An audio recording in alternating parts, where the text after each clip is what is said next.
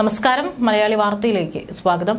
തെലങ്കാനയിൽ തകർന്ന തുരങ്കത്തിൽ കുടുങ്ങിയ തൊഴിലാളികളെ പുറത്തെത്തിക്കാനുള്ള രക്ഷാപ്രവർത്തനം വീണ്ടും പ്രതിസന്ധിയിലാവുകയാണ്. തെലങ്കാനയിൽ തുരങ്കത്തിൽ തൊഴിലാളികൾ കുടുങ്ങിയിട്ട് ഇപ്പോൾ ഏകദേശം 47 മണിക്കൂറിലധികം പിന്നിട്ടിരിക്കുകയാണ്.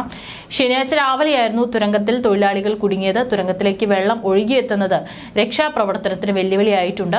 അപകടം സംഭവിച്ച് 3 ദിവസം പിന്നിട്ടിട്ടും ദൌത്യ സംഘത്തിന് തുരങ്കത്തിനുള്ളിലെ ചെളിയും വെള്ളവും കാരണം അകത്തേക്ക് കടക്കാൻ കഴിയാത്ത അവസ്ഥയാണെന്നും അതിജീവന സാധ്യത മങ്ങുകയാണെന്നും തെലങ്കാന മന്ത്രി കൃഷ്ണറാവു അറിയിച്ചു.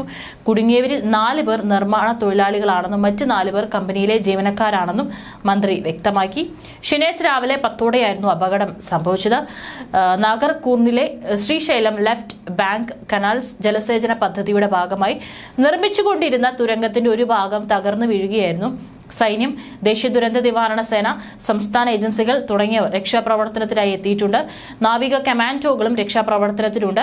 2023 ഉത്തരാഖണ്ഡിൽ സിൽക്കിയാര തുരങ്കത്തിലെ മണ്ണിടിച്ചിലിൽ കുടുങ്ങിയ തൊഴിലാളികളെ പുറത്തെത്തിക്കാൻ നടത്തിയ രക്ഷാപ്രവർത്തനത്തിലെ 6 അംഗ സംഘവും തെലങ്കാനയിലെ രക്ഷാപ്രവർത്തനത്തിന് പങ്കാളികളാകുന്നുണ്ട്. തുരങ്കത്തിന്റെ 13 കിലോമീറ്റർ അകലെയാണ് അപകടം സംഭവിച്ചത്.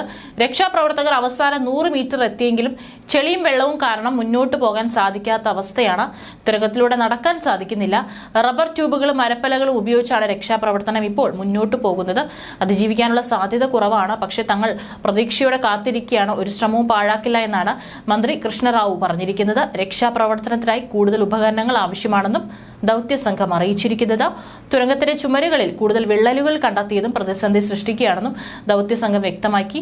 രക്ഷാപ്രവർത്തനം നടത്തുന്നതിനായി പ്രധാനമന്ത്രി നരേന്ദ്രമോദി എല്ലാ സഹായങ്ങളും ചെയ്യുമെന്നും അറിയിച്ചിട്ടുണ്ട്. പ്രതിപക്ഷ നേതാവ് രാഹുൽ ഗാന്ധി ഇന്നലെ തെലങ്കാന മുഖ്യമന്ത്രി രേവന്ത് റെഡ്ഡിയെ വിളിച്ച് സ്ഥിതിഗതികൾ അന്വേഷിച്ചു. സൈന്യത്തിന്റെ എഞ്ചിനീയറിംഗ് ടാസ്ക് ഫോഴ്സ് ഇന്നലെ രക്ഷാപ്രവർത്തനത്തിനായി സ്ഥലത്തെത്തിയിരുന്നു. സൈന്യത്തിന് പുറമെ നാഷണൽ ഡിസാസ്റ്റർ റെസ്പോൺസ് ഫോഴ്സും സ്റ്റേറ്റ് ഡിസാസ്റ്റർ റെസ്പോൺസ് ഫോഴ്സും നാട്ടുകാരും ചേർന്നാണ് രക്ഷാപ്രവർത്തനം നടത്തുന്നത്.